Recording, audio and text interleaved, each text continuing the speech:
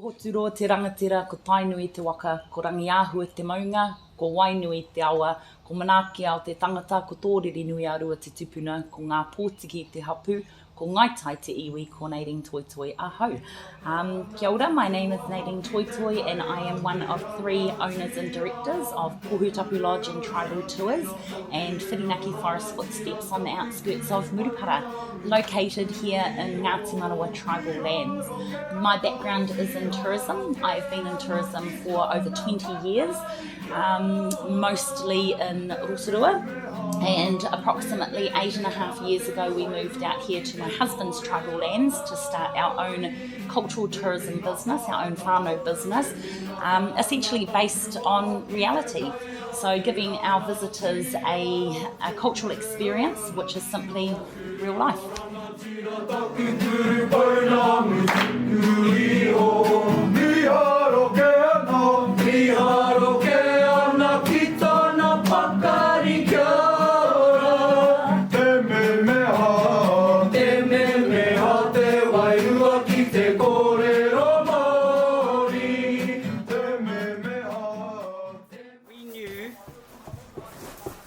Even when we weren't in tourism, that what we knew in the bush, what we knew and learned from our koros and kuia and our whānau, okay, we knew that we had something educational to offer. And we thought, why not share it with people from around the world, help them understand who Māori are. And you know, it's always best to get the story from the horse's mouth, so to speak. So why not come and talk to us? Before all of this went down, we lived in Australia. Okay, we had normal jobs, working in warehouses and driving forklifts. We knew there was more to life than just checking in at 6 o'clock, checking out at 5 o'clock. And that's where this idea of sharing matauranga, sharing knowledge, other people, it spawned from there, Australia. So we had this plan, okay, that's it, we're going to go home and we're going to give this tourism thing a try. So we made this plan, okay, we're going to go home, told our friends, told our family, and they're like, you guys are crazy, there's nothing at home. And that, I don't know, that motivated us even more. And if you have a plan and you believe in it, stick to it and see what unfolds. Our tourism product was not your stock standard cultural encounter. It was based all around our community and the concept of koha and giving back. So we unashamedly used tourism over the 8.5 years to give back to our community, specifically our rangatahi within our community. So when our visitors would come in and stay a night with us, yes, we did our historical tours, we put hangi down, we did interactive cultural activities, but the biggest one for us was going back into our community the next day and engaging our international visitors with Māori children from a small remote community, and we created a really robust educational exchange program with them where they got to meet people from all around the world and engage with them and learn about all sorts of beautiful things without necessarily having to travel. But it was exposing them to the world, essentially bringing the world into their classroom. And we would pack up hangi meals and deliver them. So over the 6 odd years before COVID, we delivered over 30,000 hangi meals into our schools for our kids who would often go to school without lunch. We koha money back to our local marae. We would take a class of kids every year on a trip around New Zealand, all expenses paid.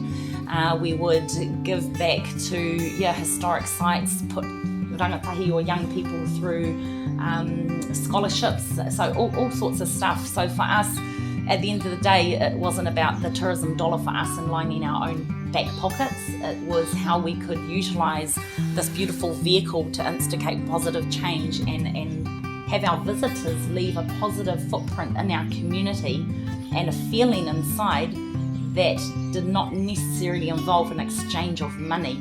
And I think that is where the magic happens. Before, our accommodation was just a bed to lay your head. That was not the product. The product was our people, our culture, our community, our story, our history, our truth. And for me, it's choice. It's brilliant taking tourists through our bush, learning them about us. We've always been about sharing the mahi around with locals, with local whānau, and not just in Murupara, but up into Minganui and up into Ruatahuna and right out to Gisborne. Because we know the tourists will use this track. And so we'll send them from here, send them up to, say, some of our cousins who run a little, like a restaurant-y thing, where they could get some food, then carry on to Gisborne. You know, so it's about sharing the mahi around.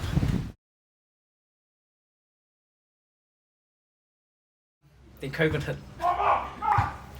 And that just turned, the whole world upside down. Especially our industry, man, we felt it crippled us overnight, pretty much. Everybody says that because that's what happened. Yeah, so I guess for us being a cultural tourism product in New Zealand, approximately 98% of our business was reliant on the international market.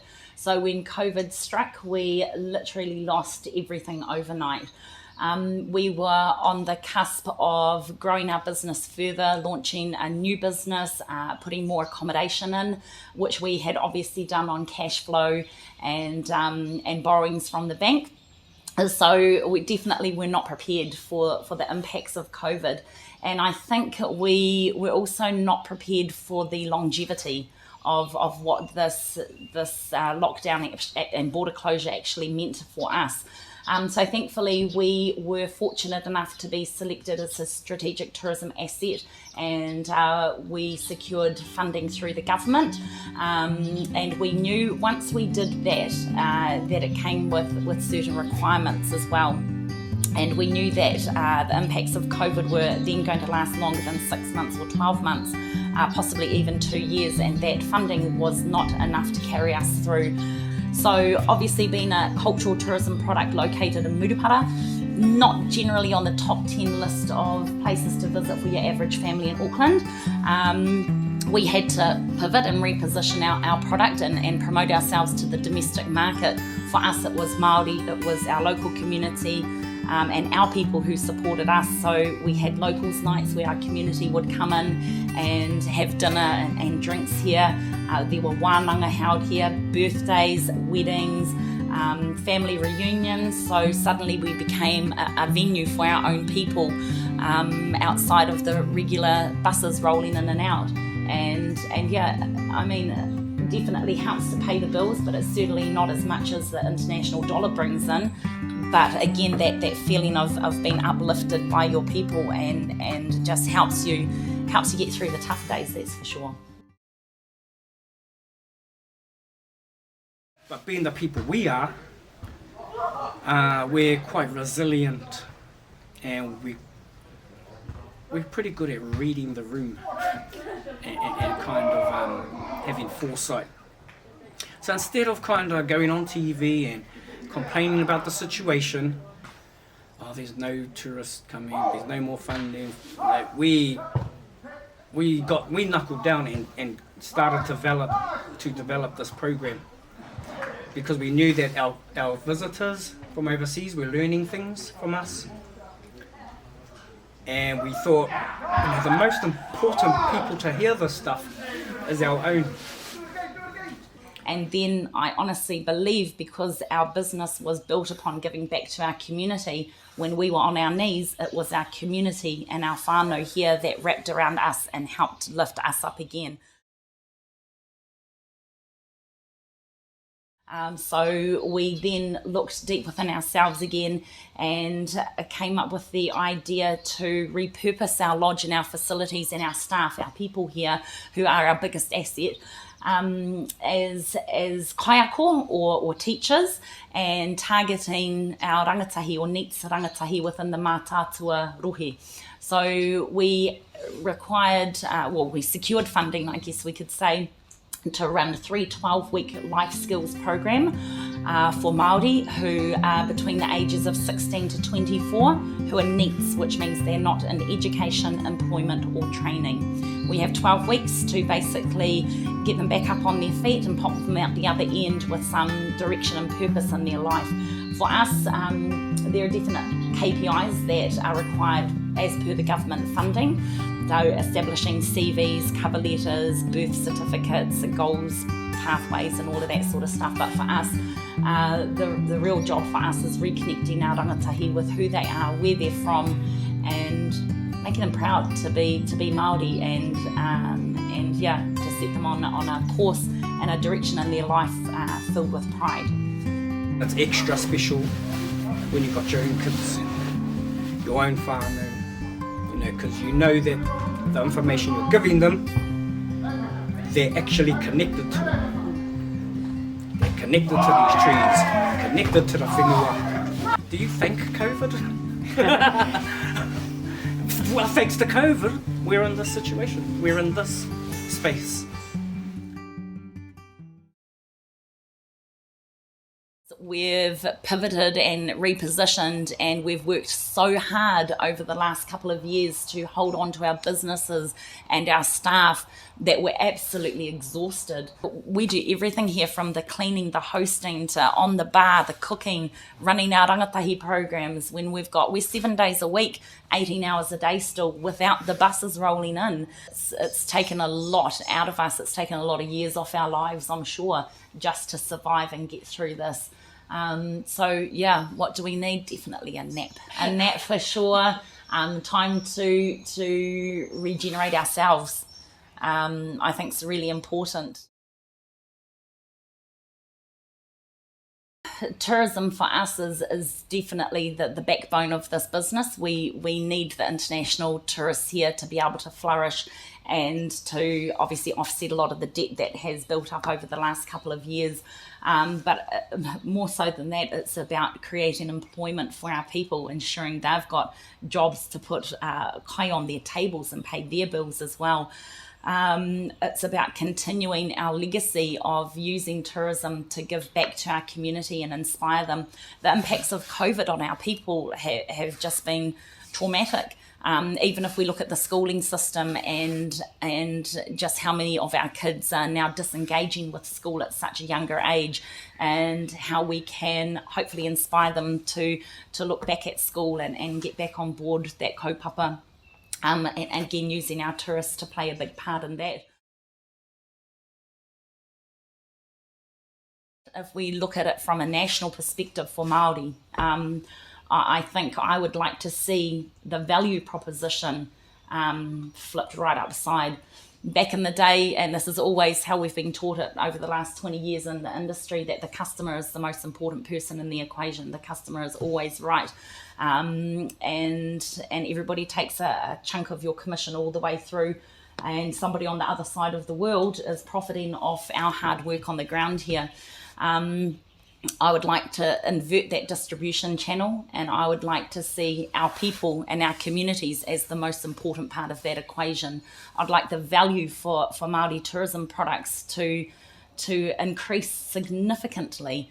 Our people are our product. We're not a jet boat or a bungee cord or a parachute. We are living, breathing descendants of the tangata whenua, of our ancestors who discovered these lands, and that in its own right has a completely different value proposition to mainstream tourism. I definitely would like to see a recognition of the value of Māori in tourism and what we do and what we give visitors over and above a standard experience. I definitely think there could be more support for Māori product going forward. Essentially, everybody is looking to Māori as the answer in terms of what is the new tourism going to look like going forward.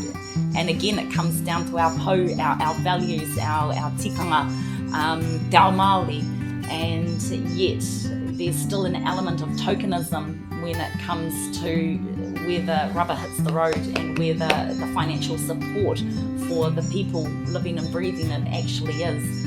A lot of education still needs to happen, even within our own industry, and even to the extent with our visitors coming through.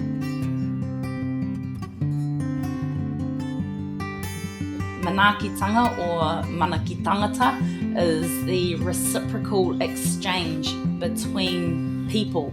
So it's not to say, for years and years we coin it as hospitality. It goes much deeper than that.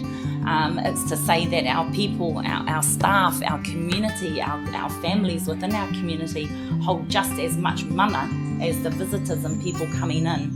And there has to be a reciprocal exchange of value, of energy, of goodness going back and forwards to uplift everybody. And that's what people don't really understand when they buy a ticket to an experience. It's more than the ticket, it's what you get from visiting these places and engaging with the tangata whenua in their communities, and what you walk away with, again, that you cannot put a price tag on. People would often ask us, what is the magic formula? How do you do it? How do we infiltrate that into our business? And it comes down to a couple of simple things. You have to give a damn about your people and your community and where you live. And you have to not be focused on that dollar at the end of the day, because it's more than that. It's about making a difference and inspiring people, whether they're your own community or international visitors.